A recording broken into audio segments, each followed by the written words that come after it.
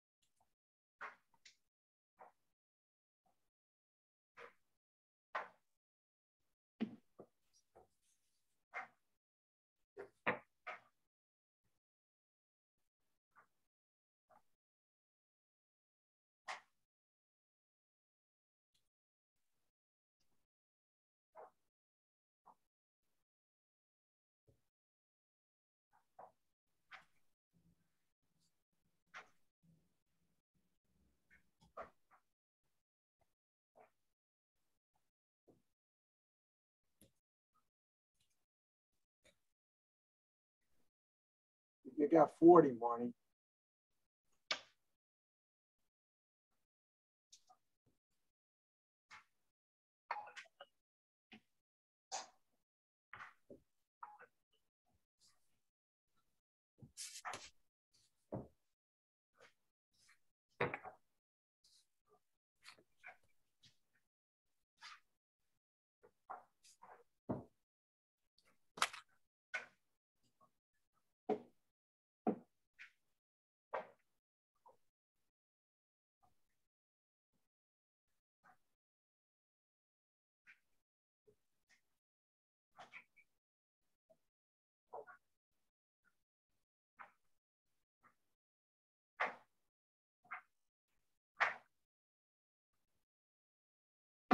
Okay, Monty's getting ready to get on the air.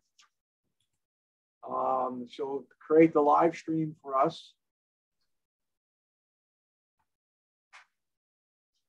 and she'll give me the sign when we're ready to go. That's the only bad part about remote, gang, as you all know. You gotta wait and respond. When we're meeting all together, it runs a little bit more smoothly. Okay, so Marty, just give me the thumbs up when we're ready to go. Yes, sir. And we are being live streamed. Great. Okay, so as we always start, if you look behind Marty, it's a little muted with the American flag. Well, it's also behind the borough president. So actually, we will do the Pledge of Allegiance, and the borough president will lead us in the Pledge of Allegiance. So, Borough President Reynoso, you're on. Thank you so much, Chairman. Everyone, I pledge allegiance to the flag of of the United States of America, to the republic, and to the republic for which it stands, one nation, under God, indivisible, with liberty and and justice For all. Thank you. Thank you so much. At this point, before we start any of the public portion, etc., I'd like to request a moment of silence for the 17 people who tragically lost their lives in that Bronx fire. So if I could have a moment of silence on their behalf.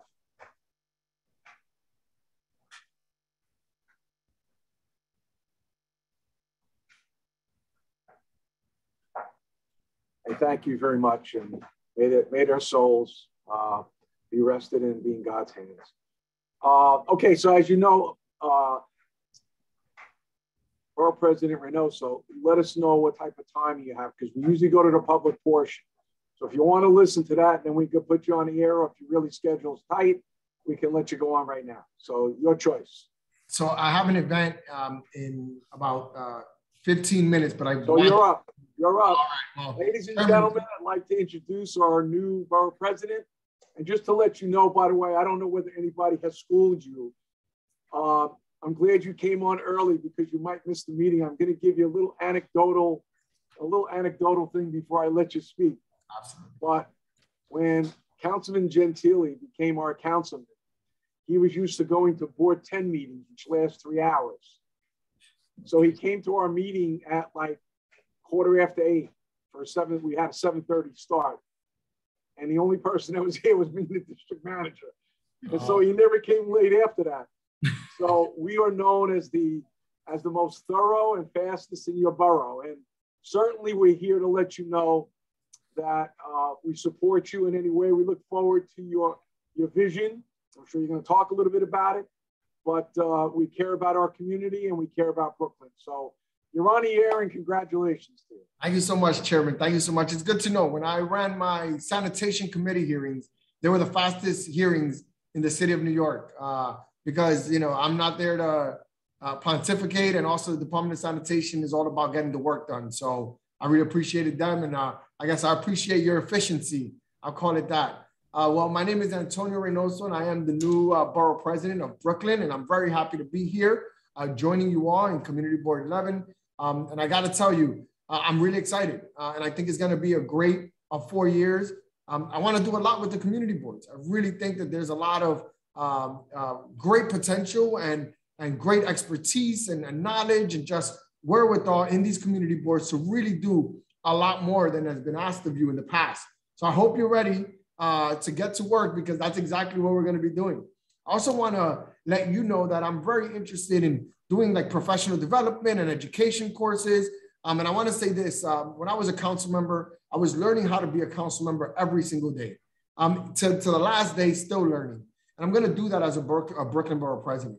And I hope that when I tell you guys that we're going to do courses on land use, on transportation, on education, that you don't see it as a slight, but instead see it as an opportunity to grow and learn, which is definitely something that I want to make sure I can do, because I want my community boards to be the front lines of fighting for their communities, and that they never get bamboozled and always on the how do I say it, on the edge of information. That's hopefully what I'm trying to do there. I'm from North Brooklyn. I was born and raised in Williamsburg, so I don't know a lot about every part of Brooklyn, but I'm here to learn. And I want you to know that you guys are going to be my first stop to do that. I really want to do more of a listening session. I'm not here to tell you how to run your community board. I'm not here to tell you how to run your community. I really want to get as much insight as to how you guys operate, what's important to you, because ultimately what I want to do is help Brooklyn, and I want to help you. So know that while I'm asking for you guys to continue to grow and learn and grow professionally, it also does not mean that I can't learn from you. So hopefully next time we meet, we'll be in person. And hopefully, Chairman, I could be here for the entire hour and 30 minutes or hour and 45 minutes, which is unbelievable. I'm from Community Board 1, where meetings can go 4 to 5 hours. So to hear that this might be able to get done in less than 2, I'll take it. I'll take it. But again, just really want to let you guys know that I'm here for you. Trust in me that I care about all of Brooklyn. I'm not I don't believe in the one Brooklyn mantra per se. I believe Brooklyn is made up of many little villages, all with their unique cultures, their unique styles, and I respect them all, and I really want to learn them all. So I'm really excited to get to work. And I see that Councilmember Ari Kagan's on. I just want to say hi to our council member. I don't see any other elected official just yet, but I just want to say again, thank you so much for having me, Chair. And I do have like 3 more minutes, just in case you wanted to open up to quick questions or you have a question. But again, thank you so much for having me. So I want to say this. You're already starting off on a great foot, because I think the last time we had a borough president here was in Marty Markowitz's time. So for you to start off with us in the new year, we're very honored that you picked to get on with us. And we certainly see, the fact that you want to make this a better place, and we'll help you any way we can. And we might not always agree, but certainly we keep it in the family when we don't agree. And that's what community board is about, whether it's the police and whether it's elected officials. We work very closely with one another. So I'm not going to open it up for questions tonight, because I don't want to slight anybody that might not get their question in. But certainly if we get any, when you leave, we'll forward it to your office and talk about it at the next meeting. All right, Chairman. And I'm going to try to be here. This is not going to be a one-time thing. I want you to see me. And I have a lot of expectations for you all, which means I have a lot of expectations for myself. So I'm really looking forward to it. And again, thank you so much. And don't forget to spread love. It's the Brooklyn way. You got it. God bless you. Thank you very much. You too. Take care. Okay, so that was fun. And again, we haven't had a borough president here in a long, long time. I think it was the first, it might be like 12 years. So some of you newbies never saw a borough president come to the meeting. Now, Ari's another story. Ari's been here through thick and thin, and all the people he's represented, Ari's like there. Now, the only other person, where is she? Irene. So one of these afternoons, you're going to go drag Peter. He hates Zoom. And if we wait till we go back off Zoom, we may never see him again. So I'm terrorizing him. You should terrorize him. Tell him to come and stay by you and say hello to everybody, because we miss him. Right. He had perfect attendance. So we don't I want would to let him know. So But yeah, Zoom doesn't do well to him. So he hates Zoom. He hates it. yeah. We're waiting for the in-person meetings though.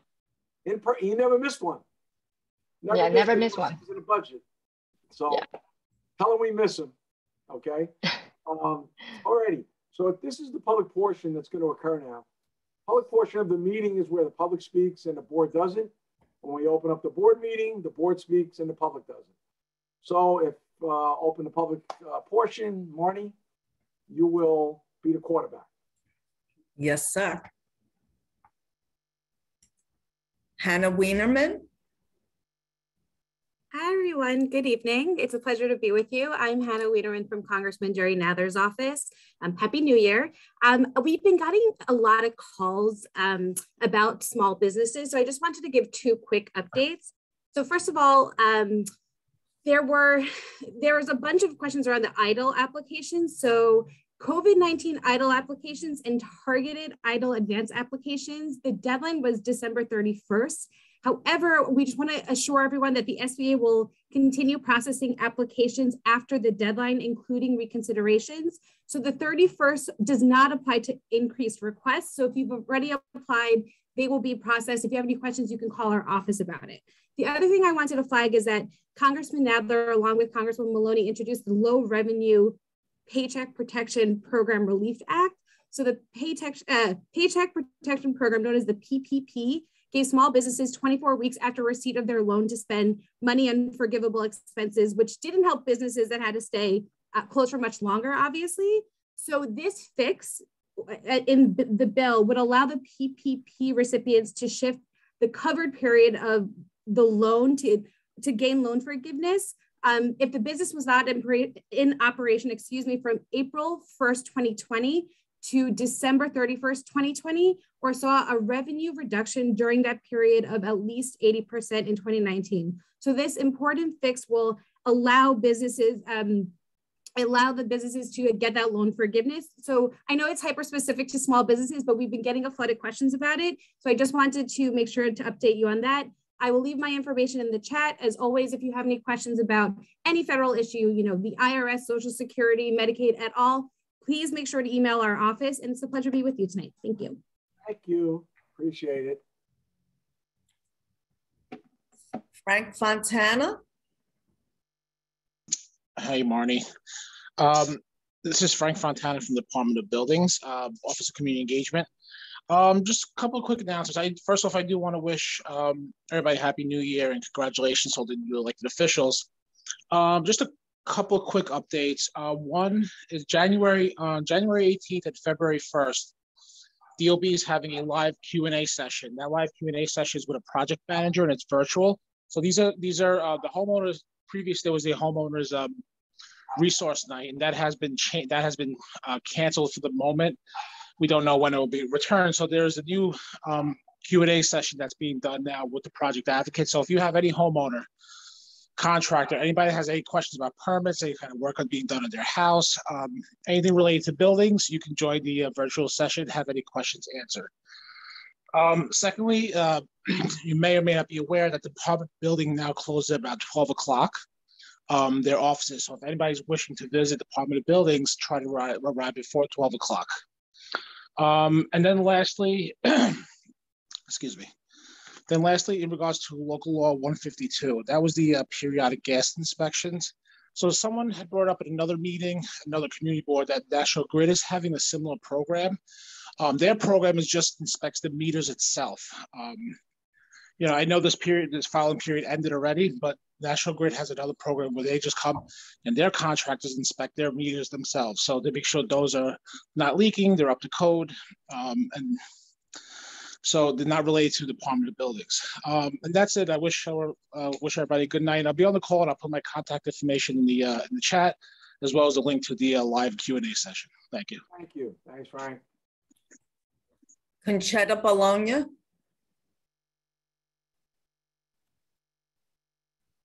You just have to unmute yourself. Sorry, good evening, everyone. Marnie, this is the ongoing problem of the century. We have a doctor's office on my block that I don't know what's going on, but they're double parking practically all over Bay Parkway between 86th and Benson. Benson Avenue doesn't have a lane anymore. The hydrants are all occupied. The cops are out there every time this doctor is practicing medicine. And I went into him very nicely and I told him, this has to stop. But the doctor is a little defiant. And what can I do, or what can we do? I'm reaching out to all of you, especially you, Councilman Kagan. First of all, I want to congratulate you. And secondly, I did see you on my block a few weeks ago protesting over here about those poor kids that got jumped in Bay Ridge, which is great. And I wish you would have told everyone, because I would have marched with you right there. I didn't know. I saw you on TV and then I saw you from my window. And we need your help over here. Okay, well, part of it is that's part of the most annoying problem you can have. And only the police can handle it, because that's all they can do is ticket. That's the only, it's like somebody parking in your driveway. You want to kill them because you're looking to get out. No, excuse me. This is constantly. We have no more rest here on Bay Parkway. We don't have any ability aside from ticketing these folks. What about towing? The towing. Mr. Chairman, I will address it at the board meeting because I've been working on this. Okay, with good. Ms. Bologna. Thank you. We'll put it in the record, Conchetta. Okay, thank you, Marnie. You're very welcome. If it,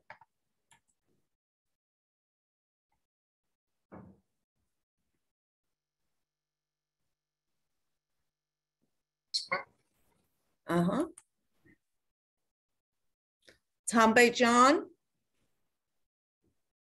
Hello, good evening. How you doing, Marnie? How you doing, William? How you guys doing? Doing well. Okay, I hope you all had a very pleasant new year. I know I did, so I hope you guys all did. My name is Tamby John, and I'm the branch manager at the New Utrecht Library. And the library would like to let everyone know that we're offering vaccinations for kids. And it's in partnership with the NYC Health and Hospitals Test and Trace Corps. And it is a walk-in vaccine clinic for children ages 5 to 11. If you do come to the clinic, you will be able to get the $100 initiative or incentive. Kids can take a photo with a cardboard cutout of Max from Marie Sendek's Where the Wild Things Are, as well as taking home a free copy of the book. The books, of course, are courtesy of the Sendek Foundation and HarperCollins. And the library would like everyone to know that their first sites were at Coney Island and New Lots libraries, but they're hoping to be at other branches in the coming weeks. So please check out our online events calendar to see when that will be. The library also want to let everyone know that courtesy of the Youth and Family Services Department, they're offering a program called Gates of Equality. It's a dynamic one-man presentation that chronicles the life of Dr. Martin Luther King from his early childhood through his involvement in the civil rights movement. And that is presented by Urban Stages. It's for ages 5 and up. Yet again, you can go onto our webpage, look on the events calendar, and you can find out more information. And last but not least, remind everybody that we're offering grab and go kits for kids, teens, and adults. These are kits that, are arts and crafts related that you can follow from home. So come to the library, pick it up, you can go home and you can actually do the craft with your loved ones. And just to let you know that New Utrecht and High Lawn, we are open. If you're looking for a place to use the bathroom, we are here. If you want to get a printout, we're here. Computers, we're here. Or just a warm space, we have heat. You're welcome to stop by. So thank you all, and congrats to everyone, all the elected officials. Definitely congratulations. And that's it. If there's anyone else that would like to speak, would you please use the raised hand function?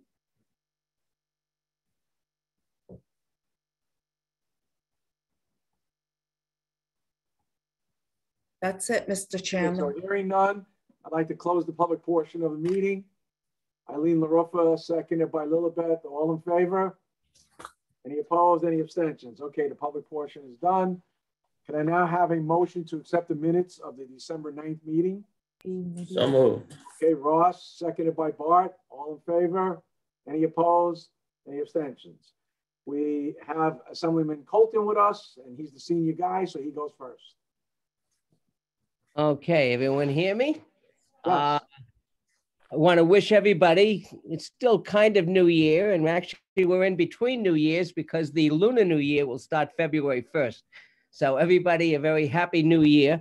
We're still having serious problems with COVID, and hopefully, we're coming to the end of that because everyone really needs and wants to get back to normal.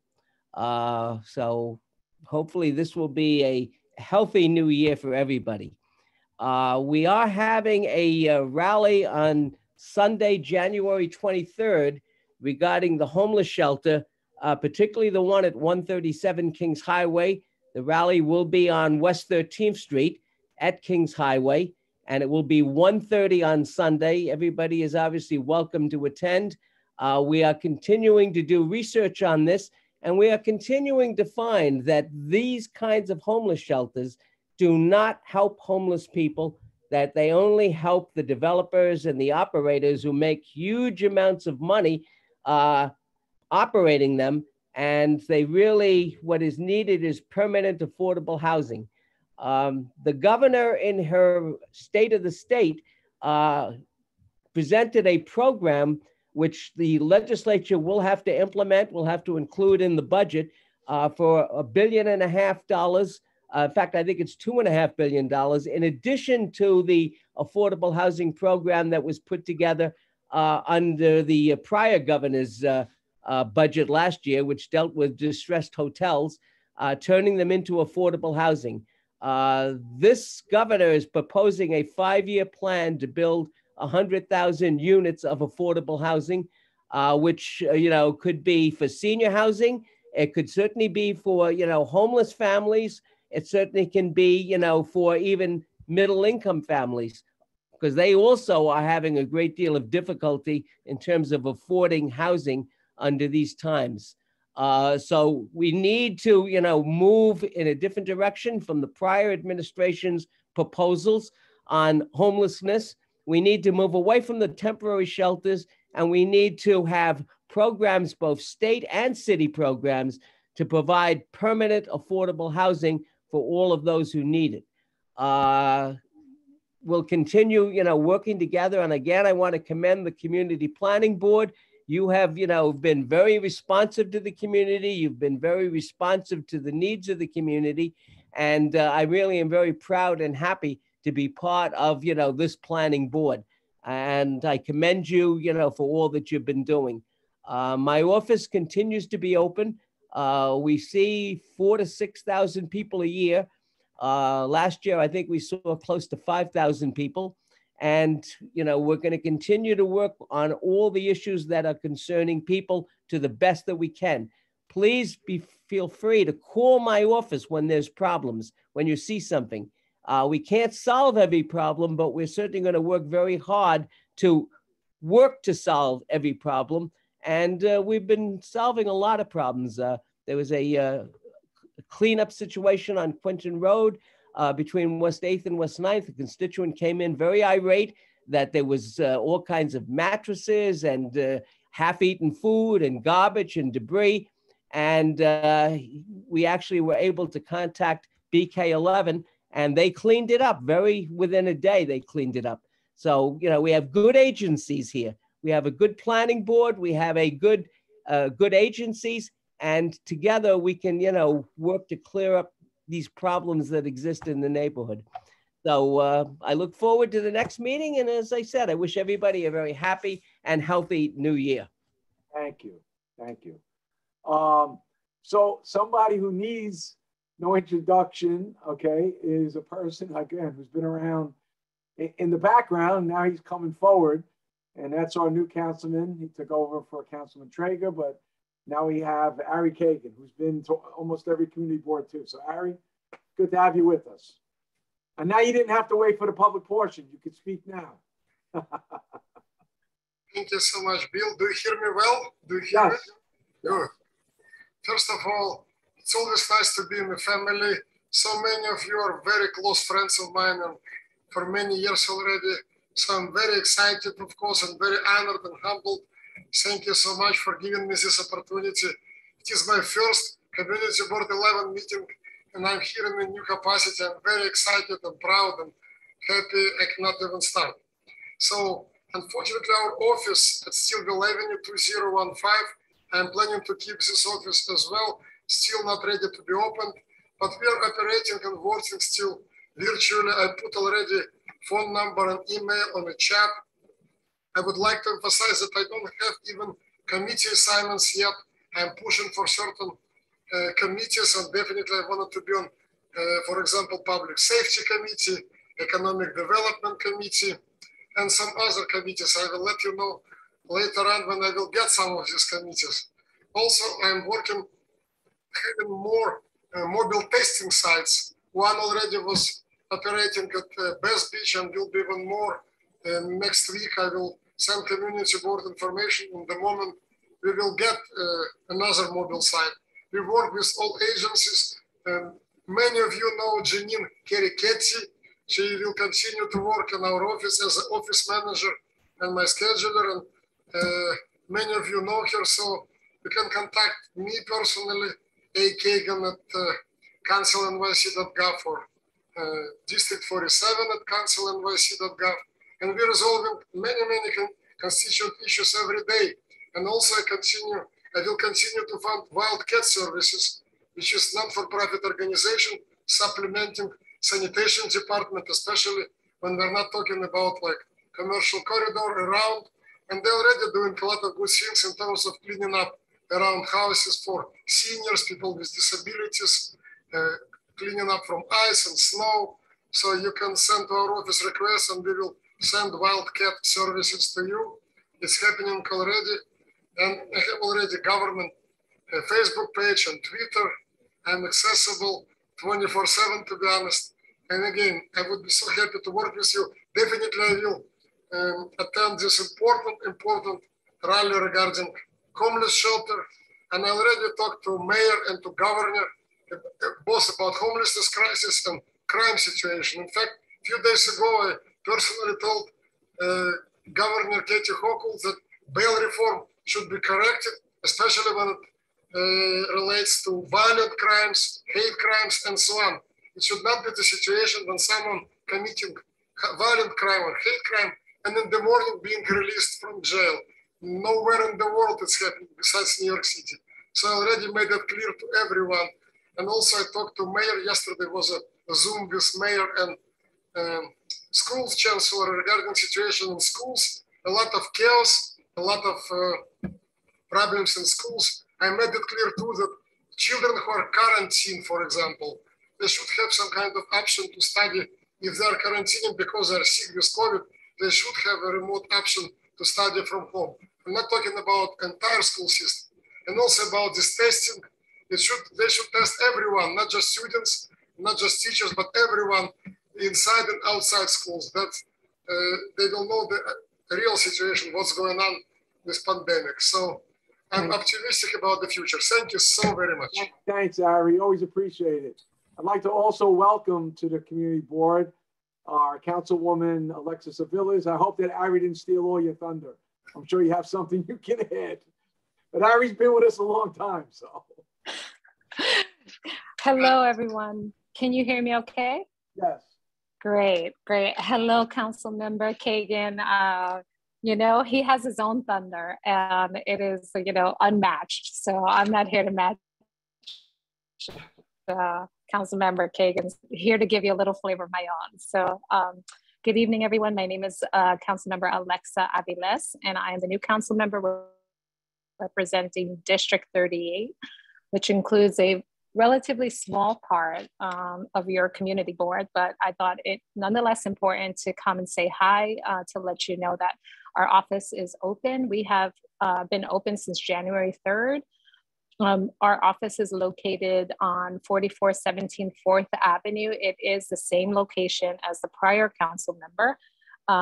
We can be reached at 718-439-9012, and our email is district38@council.nyc.gov. I'm still working on remembering all those things.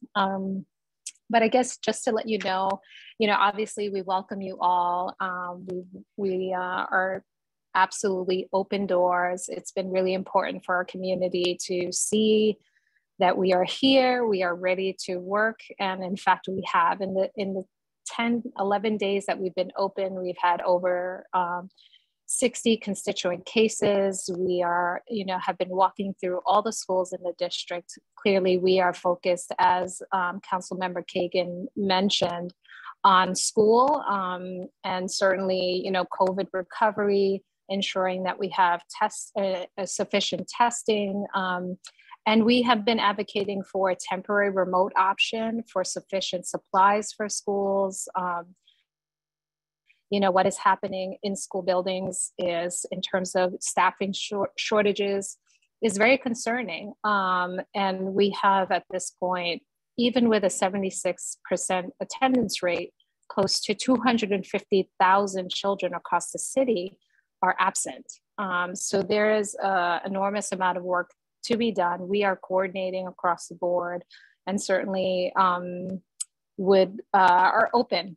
We are also, I guess some of the things that we are working on includes, the affordable housing crisis. It is something that deeply impacts across New York City and certainly our residents, but really is COVID recovery and ensuring that our residents have the services and the food and housing security and all the things that we need to stabilize our family and access to adequate healthcare. So again, thank you for having me tonight. Feel free to reach out to our offices. We will be sure to put our information in the chat, and just lovely to be here. Great, and thank you for coming. And also, we'll just let you know, it's probably, we're the smallest part of your district, but it's going to be the best part of your district and certainly the best community board meeting that you'll ever attend. So, no, but welcome aboard. Welcome aboard. We're happy to have you. I'm sworn to secrecy. I won't tell any other community board that, but I'm sure it's true. But Ari's been at some of our 20-minute meetings. So, so we welcome you and thank you for attending. It's really very nice of you. Okay, so there's no other public officials, right, Marnie? Okay, so we're good. So now I'll go into the chairman's report. Just to let you know, we are on remote tonight because of COVID and because of the Omicron and all of that surge. And the remote bill is going back to Albany so that we can continue, because the open meetings law, you really can't have meetings like this unless there's a bill behind it. So there's a bill in Albany for remote meetings. I know that someone in Colton and Gang will get it through because this is going to continue for a while. I thought by this time we'd be able to see one another again, but soon. The Department of City Planning certified the land use application for 2300 Cropsey Avenue. The Planning and Zoning Committee will be meeting virtually on January 25th at 6:30 to review the application. The meeting information and link will be shared publicly and it will be live streamed. We'll hold a public hearing on the matter at our next meeting on February 10th. Yesterday, the New York State Legislature extended, again, the in-person versus remote. And so that's on the calendar there. Board members, this is important now because we've lost some good board members over the year because they think they can just sit and wait. If this is your year, because don't forget, half the board comes up in 1 year and half the board goes up in the second year. So it's not that the whole board gets reappointed in the same year. So I know the borough president was pretty efficient and sent out a list of everybody who's due this year, or Marnie did. Somebody did because I got it. I already did my gang. Just make sure you do it before that deadline because there have been people on this community board who served for many years and then all of a sudden came up and they weren't reappointed because they didn't do their due diligence. So please remember to do that. If you didn't get that email or you want to know if you're up, call Marnie. She knows if this is your year. It's my year. So I know that I was up. And Marnie, it turns over to you. Thank you, Bill. I'm going to start off my report in addressing the issue that was brought forward at the public portion of the meeting regarding the cars double parking and the behavior that's going on there. I just want to say we've had multiple conversations. The NCOs have been out there and they're enforcing the parking rules and they are scheduling a tow operation, but unfortunately, due to this recent surge, I'm sure it's delayed due to just the lack of manpower and resources, but they have been out there. In addition, it has been brought to our attention that there may be a house of worship inside of the doctor's office. And we have reached out to the Department of Buildings on behalf of the residents that brought that forward, and there should be an inspection pending. So I just want the board and the complainant to understand that we are addressing it, but unfortunately, it takes a little bit of time, especially during COVID times. So bear with us. I know they're out there giving tickets on a regular basis, and I want to thank the precinct and the NCOs for their work on this matter. The Department of Transportation announced the launching of the Greener Roadways Training Initiative. It's a program where New Yorkers are paid $24.50 an hour to care for green spaces and roadway plantings. Under the guidance of landscape professionals and instructors, trainees will cultivate and preserve street mediums. And in our district, they're focusing on the area of West 6th Street and Quentin Road. Trainees will receive industry-level certifications and mentorship for continuing careers in horticulture. The program starts in March of 2022, and it runs through June for both full-time and part-time positions. Anyone interested can apply via uariascore@gmail.com, or they may call 718-874-7217. I just wanted to share that publicly, and we'll put this information out in our newsletter if anybody's interested in applying and participating. I want to talk about the 17th Avenue Bridge. Last month, we gave a brief update that the contractor was out there and he was staging and the bridge was closed. At the committee meeting, we were told that this would take place mid-November, early to mid, and it was pushed to the 19th. You know, they closed the bridge and they began staging on or around that date. However, they haven't been working there until this past week. And we've reached out to DOT and Bridges, and I haven't received a clear understanding of what the delay was, but I'm really concerned that if they did not permit the contractor to work there during what we call DOT's holiday embargo, they don't permit street work from the day after Thanksgiving through January 3rd, then they shouldn't have closed that bridge and not allowed access to the Bath Beach community to the promenade. It's a long walk to Bay Parkway, and they should have just held off on the whole thing. And I'm really upset that they did that. We received some input from elected officials' offices and residents. And when I get a clear understanding of what happened, I'll bring it back to the board. But while I was down there, I also observed another concerning issue. When they presented to us, they said that the contractor under DOT's direction would post signage advising people that the pedestrian bridge was closed, and they would send them to Bay Parkway or Bay 8th Street. When I was down there today, the signage that they put up is facing Bath Beach Park. So you would have to see the signage while you're facing south coming from the park.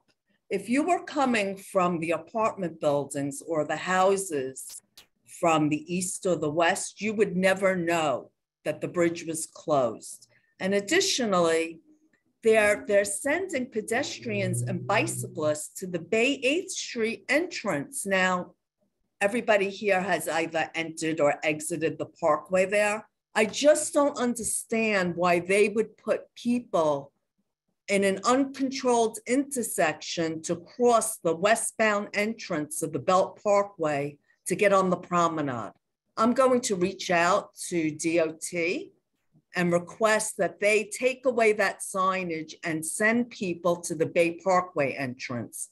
It's relatively the same distance, and they can enter on Shore Parkway, Bay Parkway, go through Bensonhurst Park to enter to go on to Bay Parkway and down to the promenade.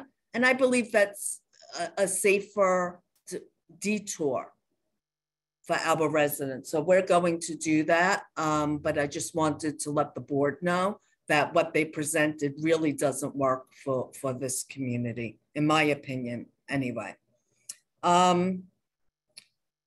You know, every week we try and share mobile testing sites that are located throughout the district. And while I'll share the latest info in our newsletter, I just want people to understand that these testing sites can change within the hour. So while I'll put it out, I would just urge everyone who's looking for that resource to go to nyc.gov, COVID testing, to just make sure that that site is still there. And I'll put that on all the correspondence that we put out. But I know there's been a little bit of confusion in the district that we shared the health department's information and they weren't in the exact location and not there at all. So things change from hour to hour, and I wanted to share that. National Grid is in the process of installing new gas mains on 17th Avenue between Benson and 86th Street. And the utility has informed area residents of the work and what to expect. Usually this work lasts 90 days. There'll be a 3-foot trench and everybody should have access to their properties during that time. I had the opportunity to meet with the new commissioner of the Community Affairs Unit, Commissioner Fred Kreisman. Some of our old timers may remember the commissioner. He worked under the Bloomberg administration in the Community Affairs Unit. And I just want to say how lucky we are to be working with a seasoned commissioner that really understands the needs of the community. And I'm confident he is going to get stuff done in this community relative on issues relating to really multi-agency responses where they will coordinate a response to any issues that we may have, like the ongoing 86th Street concerns. They already asked us for information and we shared that, and I'm really excited about that. And I wanted to share that. So that's it for me. Thank you very much, Marnie. Is there any old business? Is there any new business? Oh, Captain's just on. All right. Lori, before I let you go, let's let Captain Chen jump in here. Bill, thank you. Actually, sorry, I'm not in my uniform or anything. I'm just calling from home. You can wear your pajamas. It's okay. First of all, Happy New Year to everyone. It's a little bit late or a little bit early, depends on which New Year you're celebrating. So Happy New Year.